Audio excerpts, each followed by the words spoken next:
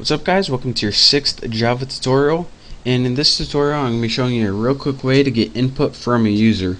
So one way that we can get input from a user is to use something that's already built into Java, and this is called a scanner. And what the scanner does is take information that the user types in from their keyboard and stores it in a variable. So let's go ahead and get the scanner first, and how we get it or tell Java where we need to use it is we need to import it. So go ahead and write import on your first line java java.util scanner, and this is how you're going to be importing stuff from now on. So just get used to that syntax. If you don't know exactly what this means, it's pretty much just getting the scanner and telling Java we're going to need it. So of course in our class we need that public method again. So in our class body, go ahead and type public static void main, and in your arguments type string args with your square brackets. Looks good? Good enough. Now in your body of your main we need to actually get programming.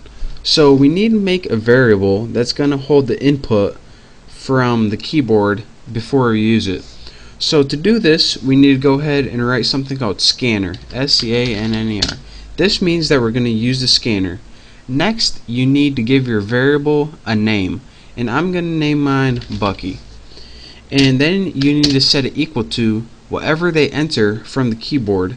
So to do this, you need to follow along. New scanner, and in your parentheses right here, let me add my semicolon first, you need to type system.in.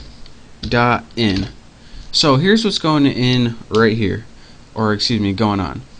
We told Java we need to use the scanner, which is a way to get information from the keyboard. We have a variable, it's a scanning variable called Bucky, and the Bucky variable is equal to whatever information that's in the keyboard. And system.in stands for system input, and the only input we have in the computer right here is the keyboard. So this pretty much is short for whatever we type in for the keyboard, hold it in our Bucky variable, and we're going to tell you what to do with it right now. So now we have input, whatever that's going to be from the keyboard, and it's going to be stored in our Bucky variable. What we want to do now is just print it out on the screen. So you remember from the last tutorial how to do that system.out.println, and in your parentheses you need to type, pay attention, the first thing you need to type is the name of your variable, and that's going to be whatever you made up here. Again, this Bucky, you don't have to write Bucky, of course, you can write anything you want. Now press Bucky period next line, and what this is going to do is allow you to pause and wait until you get input from here. So again, let me run this program and I'll show you guys what it does. Go ahead and press OK, and now down here it's going to say hey now, press enter, and it's going to output hey now.